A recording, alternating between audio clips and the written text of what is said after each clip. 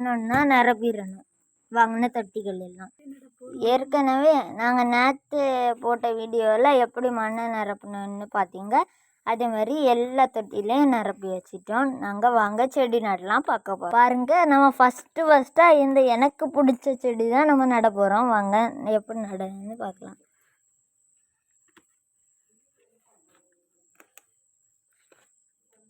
பாருங்க, அதுக்குள்ளே நட்டுட்டாங்க.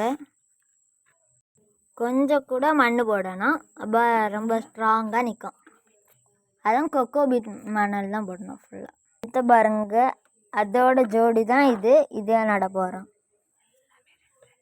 எல்லாமே 2 செடியாக இருக்குது. பாருங்கள் எப்படி இப்படி சமைக்கிறாங்கன்னு.